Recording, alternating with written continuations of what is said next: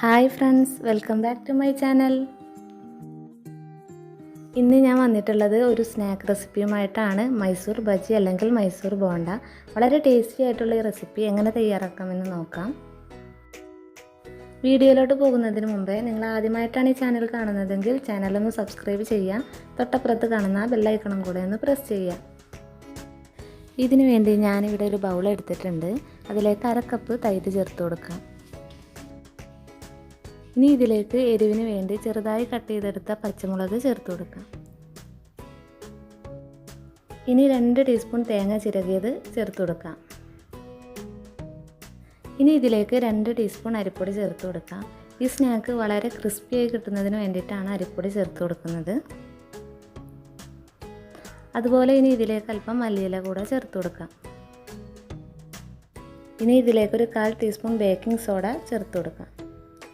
അതുപോലെ ആവശ്യത്തിന് ഉപ്പ് ചേർത്ത് കൊടുത്തിട്ട് നമുക്ക് നന്നായിട്ടൊന്ന് മിക്സ് ചെയ്തെടുക്കാം.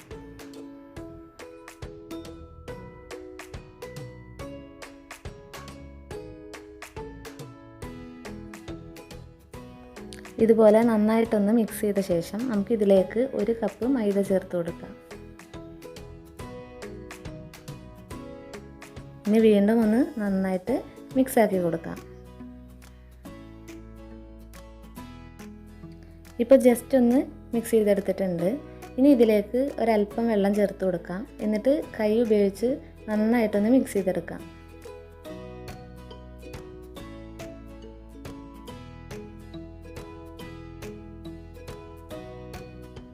അപ്പോൾ നമ്മുടെ ഈ മാവ് നന്നായിട്ട് മിക്സ് ചെയ്തെടുത്തിട്ടുണ്ട്. ഈ ഒരു കൺസിസ്റ്റൻസി ആയിരിക്കണം മാവിനുണ്ടായിരിക്കേണ്ടത്. ഇനി ഇതൊന്ന് ഫ്രൈ ചെയ്തെടുക്കാം. അതിനു വേണ്ടി ഒരു പാൻ വെച്ച് ചൂടാക്കി എടുത്തിട്ടുണ്ട്. അതിലേക്ക് എണ്ണ ഒഴിച്ചു കൊടുക്കാം. എണ്ണ ഒന്ന് നന്നായി ചൂടായി വരുന്ന സമയത്ത് നമുക്ക് ഈ മാവ് കുറച്ചായി എണ്ണയിലേക്ക് ഇതുപോലെ ചേർത്ത് കൊടുക്കാം. കൈകൊണ്ട് കുറച്ച് നുള്ളിയിട്ട് കൊടുക്കാം. ഇതൊരു മീഡിയം ഫ്ലെയിമിലിട്ട് നന്നായി കുക്ക് ചെയ്തെടുക്കണം. നല്ലപോലെ ഫ്രൈ ചെയ്തെടുക്കാം. ഇതിൻ്റെ കളറ് ചേഞ്ചായി വരുന്നത് വരെ നമുക്ക് ഫ്രൈ ചെയ്യാം. ഇടയ്ക്കൊന്ന് ഇതുപോലെ മറിച്ചിട്ട് കൊടുക്കാം. എന്നിട്ട് കളർ ചേഞ്ച് ആകുന്നത് വരെ ഫ്രൈ ചെയ്യാം.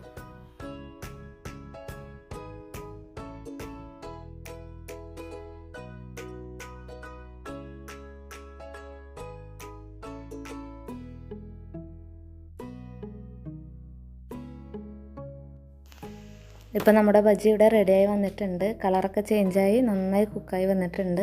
അപ്പോൾ നമുക്കിനി എണ്ണയിൽ നിന്ന് മാറ്റാം.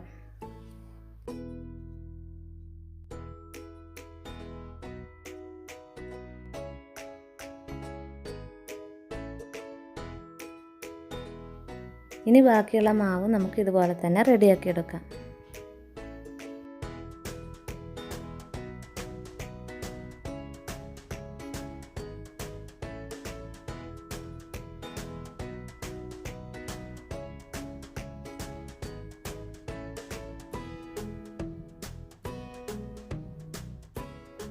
അപ്പോൾ നമ്മുടെ ടേസ്റ്റി ആയിട്ടുള്ള മൈസൂർ ബോണ്ട ഇവിടെ റെഡിയായി വന്നിട്ടുണ്ട്.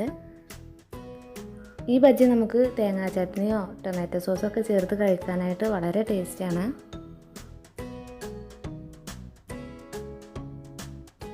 വൈകുന്നേരങ്ങളിൽ നമുക്ക് പെട്ടെന്ന് ഉണ്ടാക്കിയെടുക്കാൻ പറ്റിയ വളരെ ടേസ്റ്റി ആയിട്ടുള്ള ഒരു സ്നാക്കാണിത്. ഈ ബജ്ജിയുടെ പുറംഭാഗം വളരെ ക്രിസ്പി ആയിട്ടാണ് ഇരിക്കുന്നത്. എന്നാൽ ഇതിൻ്റെ ഉൾവശം വളരെ സോഫ്റ്റ് ആയിട്ടാണ്. അപ്പോൾ നമുക്കിത് ഈസി ആയിട്ട് തയ്യാറാക്കാനും പറ്റും. കുട്ടികൾക്കൊക്കെ ഇഷ്ടപ്പെടുന്ന ഒരു റെസിപ്പിയാണ്. അപ്പോൾ നിങ്ങൾ തീർച്ചയായിട്ടും ഇതുപോലെ ഒന്ന് ഉണ്ടാക്കി നോക്കുക. അതുപോലെ നിങ്ങൾക്ക് ഈ റെസിപ്പി ഇഷ്ടമായിട്ടുണ്ടെങ്കിൽ തീർച്ചയായിട്ടും ലൈക്ക് ചെയ്യുക, ഷെയർ ചെയ്യുക, കമൻറ്റ് ചെയ്യുക. എൻ്റെ എല്ലാ വീഡിയോസും ഒന്ന് കാണുക. Thanks for watching.